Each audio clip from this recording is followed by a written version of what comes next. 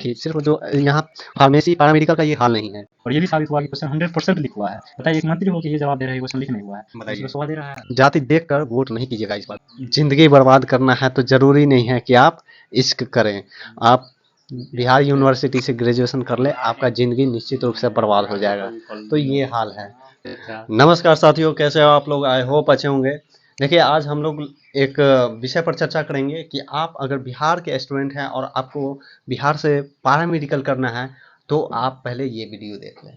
ये वीडियो देख ले, आप अंत तक देख ले और आपको जीरो से लेके हीरो लेवल तक जो जानकारी होता है वो आपको प्रोवाइड किया जाएगा। और इसीलिए हमने अपने दोस्त को बुलाया है, ठीक है, क्योंकि ये खुद डी फार्मा कर रहे हैं और ये उस चीज़ को एक्सपीरियंस कर रहे हैं, ठीक है। और क्या समस्याएं हैं, क्या कठिनाई है, कैसे एडमिशन प्रोसेस है, क्या आपको फेस करना पड़ेगा, ठीक है। तो इन सब बातों पर चर्चा करेंगे और ये अपना अनुभव साझा करेंगे। और चूंकि ये खुद 2021 सेशन के हैं, 21-23 सेशन के हैं, तो निश्चित रूप से आपको बेहतरीन तरीके से आपको जानकारी प्रोवाइड करेंगे। तो आइए चर्चा करते हैं। सबसे पहली बात तो ये यहाँ पर सवाल उठता है कि अगर स्टूडेंट पैरामेडिकल करना चाहता है बिहार से, ठीक है, तो उसका क्या प्रोसेस है और कौन सा बेस्ट कॉलेज रहेगा बिहार के पैरामेडिकल कॉलेज में। और चूंकि पैरामेडिकल एक कंबाइंड एग्जाम होता है और उसमें बहुत सारे ब्रांच होते हैं, तो सारे ब्रांच के बारे में ये बताएंगे आपको। जी, सबसे पहले मैं आप लोग का शुक्रिया अदा करता हूँ कि आपने यहाँ इस चैनल पे आए हैं। पैरामेडिकल ये जो है बिहार के DCEC के तहत एक एग्ज़ाम होता है, उसी एग्ज़ाम के थ्रू हम लोग ये पैरामेडिकल कोर्स में जाते हैं। DCEC के बारे में, DCEC जो है ना ये बैचलर डिग्री देता है, ठीक। अच्छा, ECE BCEC नहीं, आप पैरामेडिकल में DCEC के तहत जाते हैं, ठीक। अच्छा, डिप्लोमा है ना, DCEC, इसमें आप एग्ज़ाम दीजिएगा जब 12th पास कीजिएगा, उसके बाद 12th आपका कोई भी ये हो संकाय, बट मैथ और ये बायो का साइंस का ज़्यादा ये रहता है। कहने का मतलब है कि आप 12th अगर साइंस से हैं और डिप्लोमा डिग्री चाहते हैं तो 12th के बाद अगर आप करना चाहते हैं पैरामेडिकल तो आपको DCEC के थ्रू जाएंगे और आपको डिप्लोमा का डिग्री मिलेगा, हाँ, ना कि बैचलर डिग्री का। बैचलर डिग्री आपको लेना है तो इसके लिए DCEC का एग्जाम देना पड़ेगा, DCEC का एग्जाम देना पड़ेगा। अब DCEC के थ्रू मान लीजिए कोई लड़की रहे तो वो चाहेगी तो ANM और GNM जो गवर्नमेंट से होता है वो कर सकती है। GNM 12th में बायो होना चाहिए, ठीक, गवर्नमेंट से करने के लिए। लड़की का मानिए करेगी तो उसके लिए बहुत अच्छा है कि उसका सेशन भी टाइमली है और ये स्कॉलरशिप और जो भी वगैरह होता है वो मिल जाता है सही टाइमली, ठीक है। तो ये दोनों में बेस्ट कौन है?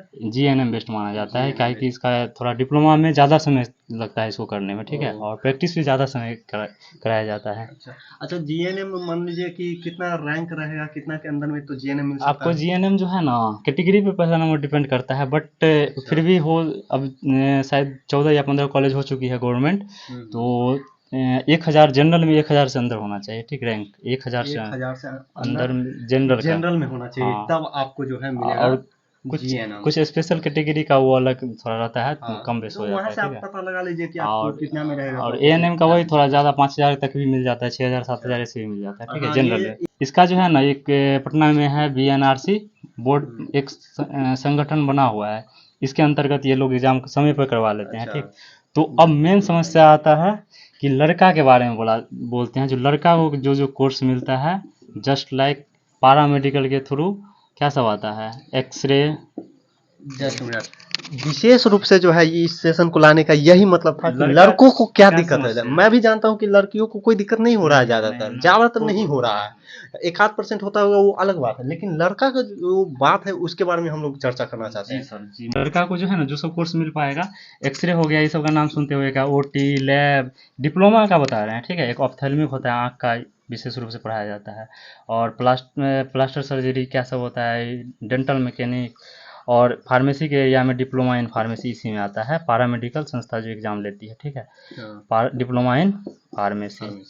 अब इसमें क्या होता है, ये बोला जाता है डिप्लोमा कोर्स है तो 2 साल में आपका कंप्लीट हो जाएगा। 12th के बाद बच्चा कोई एडमिशन लेगा, वो सोचेगा जो मेरा 2 साल में कोर्स कंप्लीट हो जाएगा, बट एग्ज़ाम लेने के बाद वो क्या होगा, एग्ज़ाम देगा। जैसे मान लीजिए कोई कैंडिडेट है एज एग्जाम्पल हम खुद हैं, ठीक है। 21 खुद से एग्जाम्पल है। 2021 इनका एडमिशन हुआ तो डिप्लोमा इन 2021 फार्मेसी में है, ठीक है। Diploma in pharmacy. 2021 से 23 सेशन है मेरा।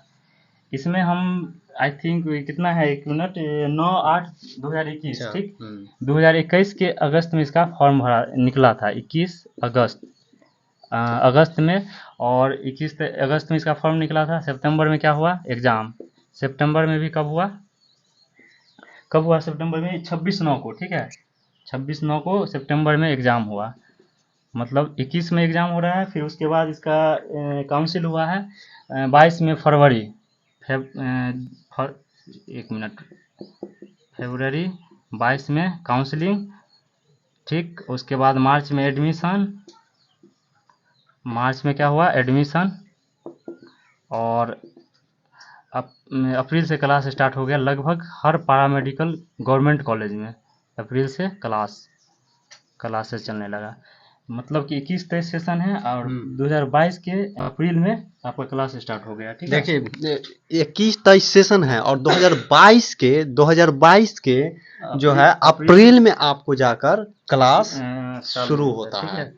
अब देखिए, देख लीजिए उसके बाद क्या हुआ, अप्रैल अगस्त के आसपास में इसका रजिस्ट्रेशन हुआ, ठीक है। आप जो कोर्स में गए हैं अगस्त सितंबर में सबका रजिस्ट्रेशन हो गया। लेकिन रजिस्ट्रेशन का जो कुछ स्लिप मिलना चाहिए वो अभी तक किसी को नहीं मिला है, 21-23 वाले का, जो कि अब 2024 कितना है, अप्रैल चल रहा है। 2024 अप्रैल चल रहा है भाई। ठीक। उसके बाद क्या हुआ, हम लोग का फिर एग्ज़ाम के लेकर ये हुआ, फॉर्म भराया। फॉर्म भराने के बाद 1/9/2023 में थ्योरी का एग्ज़ाम हुआ। थ्योरी एग्ज़ाम हुआ 1/9/2023 का। 1/9/2023 को थ्योरी का एग्जाम हुआ, ठीक है। उसके बाद होता है प्रैक्टिकल और वाइवा। और ये अभी फर्स्ट ईयर का चल रहा है। फर्स्ट ईयर का भी चल रहा है, है ना। ठीक है। 2023 में जो है फर्स्ट ईयर का जो है थ्योरी हुआ है, एग्जाम उसका थ्योरी का एग्जाम। और आपको बता दें फरवरी में 2024 में, फरवरी 2024 में क्या हुआ, इसका वाइवा और प्रैक्टिकल जो एग्ज़ाम होता है वो हुआ, ठीक। 2024 के फरवरी। और रिजल्ट मतलब यहाँ देखिए 3 महीना 4 महीना वेट करने के बाद इसका वाइवा और प्रैक्टिकल हुआ। अभी तक इसका रिजल्ट फर्स्ट ईयर का क्या हुआ है, पैरामेडिकल में किसी का भी नहीं आया है, चाहे जो भी हो। भाई अभी तक हम जो आपको समझाना चाहते थे यही रिजल्ट नहीं कि भाई 2021-23 सेशन है, 2024 चल रहा है और अभी तक जो है रिजल्ट नहीं आया। और उसके बाद क्या हुआ, आप यहाँ से कॉलेज में रहने लगे, ठीक। कॉलेज में रहने लगे तो आपका एडमिशन फीस जो भी लगा 8,000 9,000 जो सबका लगा होगा, ठीक। उसके बाद आपका मेस में रहिएगा, ये हॉस्टल में रहिएगा, रहने के लिए 1200 रुपये आपका कम से कम, सब हर जगह हॉस्टल का है चार्ज। और खाने का 3,000 से 4,000 है हर महीना का। तो 3,000 से 4,000 हर महीना का फीस उसका लग रहा है स्टूडेंट का। उसके बाद अपना पर्सनल उसका खर्चा है वो लग रहा है, ठीक। अभी तक रेगुलर से सबका इतना खर्चा चल रहा है। और पढ़ाई की बात करते हैं। पढ़ाई कैसा चल रहा है? पढ़ाई कॉलेज में बिहार के पैरामेडिकल के सरकारी जो होता है कॉलेज, उसमें कैसा पढ़ाई हो रहा है उसके बारे में कुछ बता रहे हैं। देखिए मैक्सिमम कॉलेज में जो है ना, टीचर लोग वो कॉन्ट्रैक्ट बेसिस पे है। और जहाँ भी पैरामेडिकल कॉलेज मुख्यमंत्री सात निश्चय योजना के तहत जो खोला गया है, उनके बगल में क्या है, सदर हॉस्पिटल है। सदर हॉस्पिटल में क्या है, एक CS होते हैं, तो उन्हीं को पूरा पैरामेडिकल कॉलेज का एक मेन मतलब गार्जियन बना दिया गया है। और उसमें जो कुछ स्टाफ होते हैं, और मान लीजिए उनका कुछ लैब में अगर बैचलर किए हुए हैं, कोई भी कोर्स बैचलर से किए हुए हैं, तो उनको एक ट्यूटर भी बना दिया गया है, जो आप पढ़ाइए, देखभाल कीजिए। तो क्या है, मान लीजिए वो अपना ड्यूटी करेंगे कि पढ़ाएंगे, तो नहीं पढ़ाते हैं। तो और उसके बाद ये इरेगुलर है, कॉन्ट्रैक्ट बेसिस पर है, तो उनका एक अंदर से ये डर भी है जो मेरा परमानेंट नहीं है, कभी भी हट सकते हैं। अंदर से एक खुशी के साथ पढ़ा नहीं रहे हैं। और कोई भी चीज़ का सिलेबस सही ढंग से पूरा नहीं हो पाता है, कोई भी चैप्टर का। रहा बात कॉन्ट्रैक्ट बेसिस पर है, और कॉन्ट्रैक्ट बेसिस पर है तो उनको अतिरिक्त प्रभार दिया गया है, पढ़ाइए। और नहीं पढ़ाएंगे तो उनको डर है कि क्या पता हमें गवर्नमेंट निकाल दे। तो इस डर से जो है आदमी अतिरिक्त प्रभार को जो है सह रहा है। लेकिन क्या आप सोच सकते हैं कि वो पढ़ाई होता होगा? आदमी खुश रहे तो काम करने में भी आदमी को मजा आता है। और सबका काम करने का जो है अलग अलग फील्ड होता है, और सबका जो है मन लगता है। जिसको जिस फील्ड में मन लगता है उसी फील्ड में वो जाना चाहता है। और जो गए होंगे जिनको अतिरिक्त प्रभार दिया जा रहा है, क्या पता उनको टीचिंग में मजा नहीं आता हो। और तो यहाँ पे क्या होगा, आपका थ्योरी एग्जाम होगा, ठीक है। थ्योरी में भी मैक्सिम सबका एग्जाम पटना में होता है, ठीक है। और वहाँ पे एग्जाम में कुछ कुछ चलता है लेन देन, ठीक। उस थ्योरी में चले या ना चले वो अलग बात है, लेकिन वाइवा और प्रैक्टिकल में चलेगा ही। आपका यहाँ पे कुछ समझ रहे हैं ना, वो लेना पड़ेगा, देना पड़ेगा, मतलब वो भाई चढ़ाना। सिर्फ जो है ये जो है चढ़ाना हर जगह जो भी होता है, ठीक है। ये सिर्फ ये क्या बोलते हैं पारा मेडिकल में नहीं है, सब जगह हर एक बिहार के हर एक बिहार तो कॉलेज इसीलिए यूनिवर्सिटी फेमस में है। आपको प्रैक्टिकल के लिए कुछ दीजिए और कुछ लीजिए। हाँ वही बात है, आप चाहे बच्चा क्लास करे, क्लास तो होता ही नहीं है, वो सब क्या है ना, प्रैक्टिकल होता है सही ढंग से, ना क्लास चलता है, बस वहाँ पे रहना है, खाना है, 4,000 रुपया महीना देना है, और 4 साल में 5 साल तक वहाँ रहना है, ठीक है। अभी तक इनका बताइए 2021 में एडमिशन करवाए थे, 23 में इनको डिग्री मिल जाना था, अभी 24 चल रहा है, कोई तरह का सुनवाई नहीं है। 2000 तो मेरा हाल हो गया। अब एक हमसे जो सीनियर है उनका हाल बताते हैं। जैसे 2020 और 22 में जिनका मान लीजिए एडमिशन हुआ है, उनका ना अभी सिर्फ और सिर्फ फर्स्ट ईयर क्लियर हुआ है। बताइए, फर्स्ट ईयर का रिजल्ट आ चुका है, फर्स्ट ईयर क्लियर हुआ है, सेकेंड ईयर का अभी कुछ पता नहीं है, कुछ नहीं। बताइए ये क्या हो रहा है। सेकेंड ईयर अभी कुछ नहीं हुआ है, कब फॉर्म निकलेगा, कब क्लास चलेगा, कब इसका यही दिखाना चाहते थे आप लोग को, कब रिजल्ट होगा, कब डिग्री मिलेगा, ये सब कुछ नहीं हुआ है। करियर बर्बाद। और 20-22 का ये हो गया पारामेडिकल का। फार्मेसी का भी वही हाल है, 20-22 में जिसका क्लियर हो जाना चाहिए पटना वालों का, अभी तक नहीं हुआ है। वो लोग का पता नहीं एग्जाम हो गया है शायद, लेकिन रिजल्ट नहीं आया है। और 2019 से जो मान लीजिए 21 सेशन का था, वो लोग का शायद हमको जैसा न्यूज आया है, जो अभी हाल फिलहाल में क्लियर हुआ है। तो अभी यही है, 21-23 का अप्रैल 2024 चल रहा है, फर्स्ट ईयर का रिजल्ट नहीं आया है, और 20-22 का सेकेंड ईयर का पूरा बचा हुआ है, 2024 चल रहा है, मतलब 4 साल लगभग हो गया है, लेकिन अभी तक कुछ नहीं हुआ है। और एक और सवाल उठता है कि भाई अगर फार्मेसी आप कर भी लेते हैं, पैरामेडिकल कर भी लेते हैं फार्मेसी अगर, तो आपको क्या जॉब अपॉर्चुनिटी है, क्या वैकेंसी निकलता है, तो इसके बारे में जानकारी दीजिए। स्पेशली हम बात करेंगे पैरामेडिकल के अंतर्गत जो भी कोर्स होता है उसका वैकेंसी पहले नंबर तो निकलता नहीं है, और निकलता भी है तो एक लंबे समय अंतराल के बाद, बहुत लंबे समय लगता है इसमें, मतलब कह सकते हैं 17-18 साल, इतना दिन लग जाता है। हाँ अभी हाल फिलहाल में मान लीजिए कुछ वैकेंसी निकला था, BTSC बिहार तकनीकी सेवा आयोग है, वही वैकेंसी निकालती है बिहार की ज़्यादातर, ये मेडिकल का टर्म में हो या इंजीनियरिंग जो भी हो, वैकेंसी के लिए ये मतलब संस्था जाना जाता है। इसमें जो अधिकारी सब है, हमको लगता है जहाँ तक बहुत भ्रष्टाचार से लिप्त है, वो हर जगह है बिहार में, हर क्षेत्र में है। हर क्षेत्र में तो ECG और OT लैब ये सब का वैकेंसी निकला है, इसका जो है ना मतलब विज्ञापन लगभग 4-5 बार निकल चुका है। एक बार निकलता है कुछ किसी कारणवश रद्द होता है, फिर निकलता है रद्द होता है, फिर निकलता है रद्द होता है, ऐसे वैकेंसी अभी तक लटका हुआ है। कोर्ट में भी गया है मामला, तो कोर्ट मतलब हाई कोर्ट बोल रहे हैं माननीय पटना उच्च न्यायालय, जो जल्दी से जल्दी वैकेंसी का निपटारा किया जाए, जॉब लोगों को मिले, लेकिन ये लोग कुछ ना कुछ पेंचीदा उसमें अभी तक लगाए हुए हैं। अब अगर फार्मेसी की बात करें, फार्मासिस्ट वैकेंसी का, तो 1439 का ये विज्ञापन निकला था 2019-20 में। वो भी वैकेंसी किसी कारणवश, ये अपने स्टूडेंट का भी एक ये मुद्दा झगड़ा हुआ था, मतलब दोनों के बीच में, बैचलर और डिप्लोमा वाले के बीच में। वो बोल रहे थे हम भी अप्लाई करेंगे बैचलर वाले, लेकिन अंतोगत्वा ये पटना हाई कोर्ट ये आदेश दिए कि सिर्फ डिप्लोमाधारी ही फार्मासिस्ट के पद के लिए योग्य होंगे। तो ये भी वैकेंसी है 3-4 साल से अभी तक लटका हुआ है, अभी तक इसका क्लियर नहीं हुआ है, अभी तक क्लियर अभी नहीं। हाल फिलहाल में माननीय पटना हाई कोर्ट जो है एक निर्णय दिए हैं, हमको लगता है 1 सप्ताह पहले उसका न्यूज आया है कि लोकसभा चुनाव जब हो जाएगी उसके 3 महीना के अंदर में वो वैकेंसी पूरा क्लियर कर देना है। अब देखिए 3 महीना के बाद क्लियर होता है कि नहीं। देखिए अब इतना साल में नहीं हुआ तो 3 आइए महीना में आपको क्या बता होता दें है। सर, क्या बोलते हैं, 17-18 साल के बाद ये फार्मासिस्ट का वैकेंसी आया था, बताइए।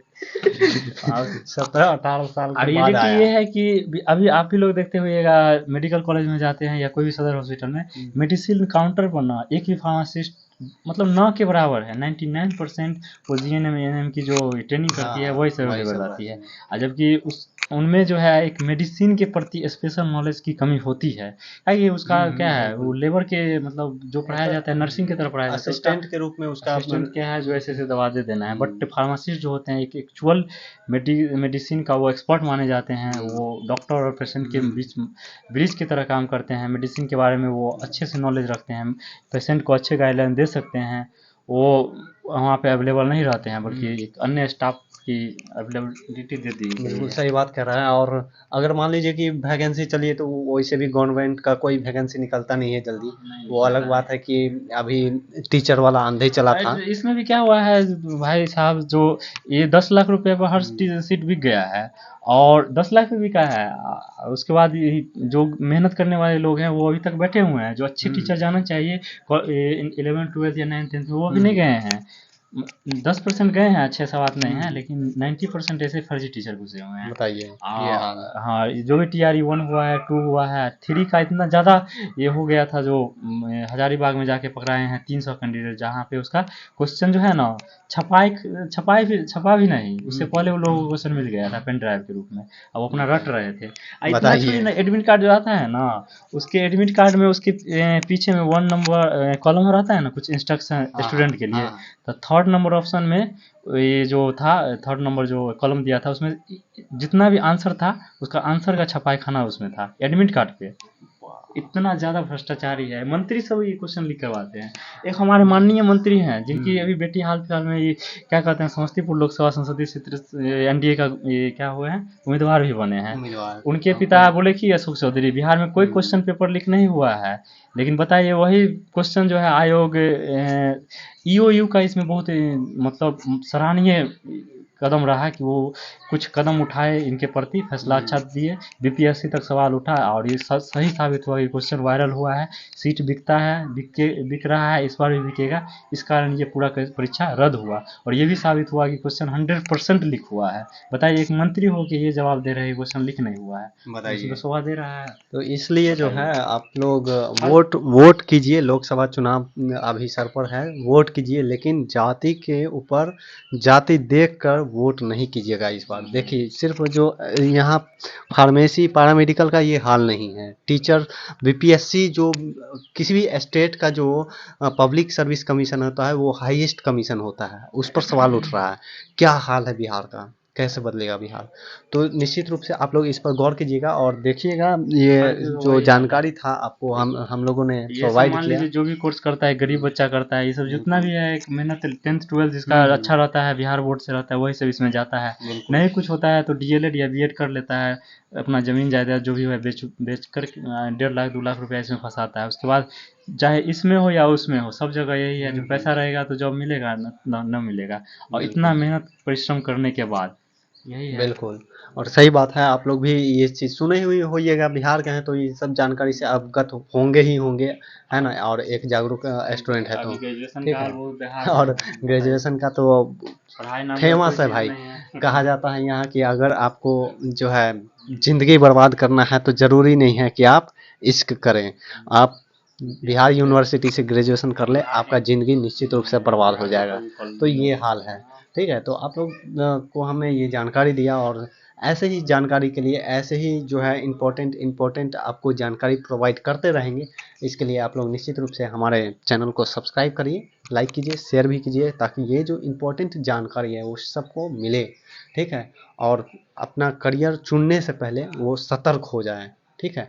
ठीक है, आज के लिए इतना ही। तब तक के लिए नमस्कार, खुश रहिए, स्वस्थ रहिए, ऐसी हमारी शुभकामनाएं हैं। फिर मिलते हैं अगले वीडियो में। साथ ही कमेंट कीजिएगा कि अगला वीडियो किस पर बनाया जाए, क्या समस्या को जो है ध्यान में रखते हुए वीडियो को हम लोग बनाएंगे, इसका जो है आप लोग सजेशन दीजिएगा, ठीक है। Thank you.